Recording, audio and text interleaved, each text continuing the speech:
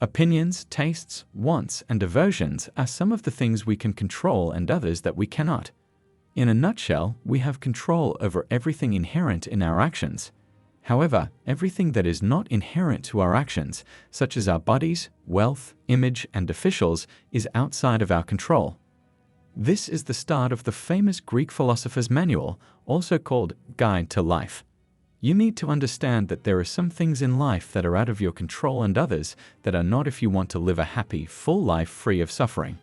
It is our responsibility to focus on what we can control and ignore the rest. The opinions and judgments of other people are one of the worst things that can happen to a person. It is essentially unavoidable to be affected by them, either happily or badly. You must understand that the opinions of others, insults, or any other form of verbal abuse are not under your control if you really want to avoid being affected. We learn how to act in case of being the victim of an offense in the Manual of Life.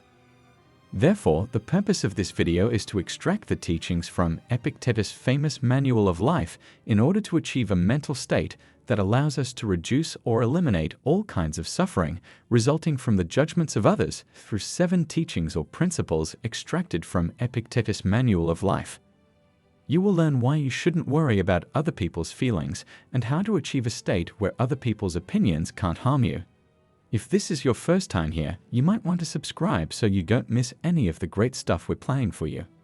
First on the list are insults or crimes. Remember that the person who hits or insults is not insulted. It is his own judgment that these actions are offensive. So that the next time someone upsets you, keep in mind that it was your own opinion that caused the first upset. Do not let what other people say affect you. It will be easier to control yourself once you have more time and have calmed down. Understanding that the insult or offense is not necessarily harmful is one of the keys to not thinking about the opinions of others. As we process an insult, it's our reactions to it that make us feel bad. Think that the insult will only harm you if you accept it when someone insults or denigrates you. How much a person can tolerate criticism should be used to determine their true worth if they act negatively.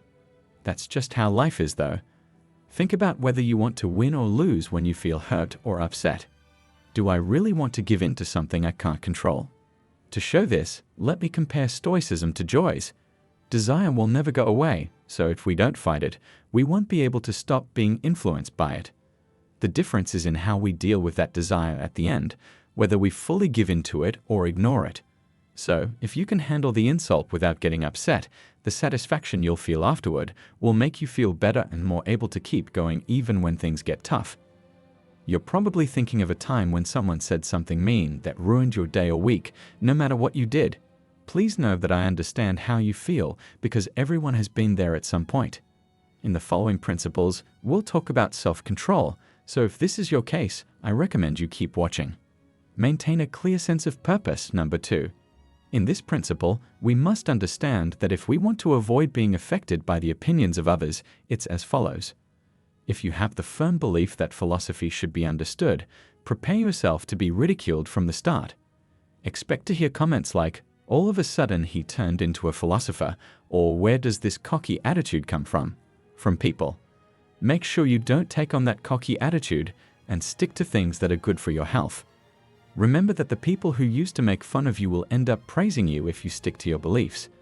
You'll be ridiculed twice, though, if you let other people tell you. People who wanted to learn how to be thinkers.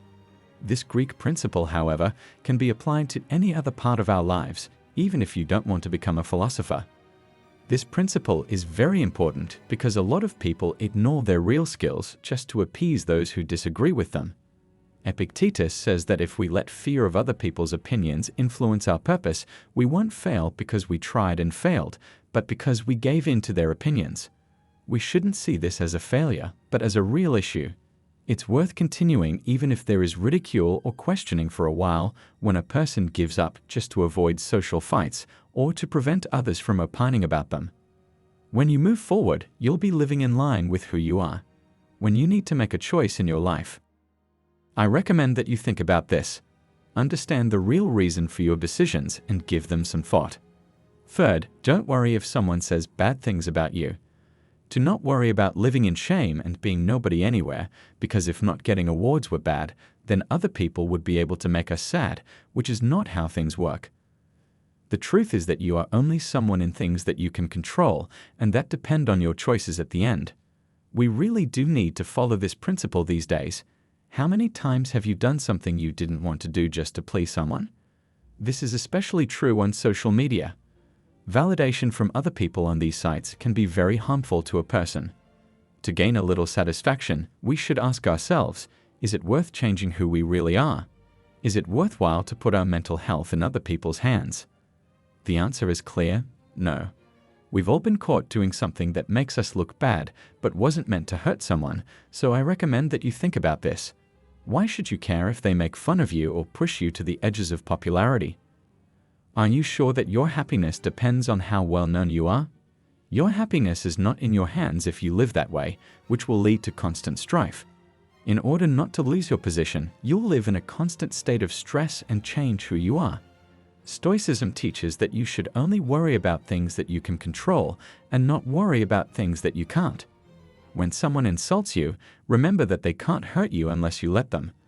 Remember that when someone hurts you or says bad things about you, they do so because they think it's okay to do so.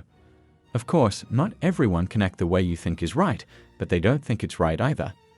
Therefore, it is them who harms themselves when someone judges you based on your looks. So, tolerate the person who insults you with patience and tell yourself over and over again that's just what they think. 4. Have a lot of control. Epictetus said that we must treat our minds with the same care we treat our bodies in order for an insult to become an offense. Knowing the danger that would present, I'm sure you wouldn't let a stranger enter your home every day. However, when we receive an insult and interpret it as an offense, we allow that insult to enter our mind and remain there for a few days. That's why we let people into our minds when we would never let them into our homes. Discipline and self-control must be built up in order to achieve a state where we ignore the negative feelings caused by an offense. Use this in every part of your life, even with your family. Control your anger when you're upset because doing so will make you feel better about yourself and prevent a lot of needless suffering. You won't believe how much of a difference this will make in your life. Act using your best judgment, which is number 5. Even if others get the wrong idea about what we're doing, we shouldn't feel bad about being seen acting in accordance with our principles. Why should we worry about other people's bad judgment if we're acting right?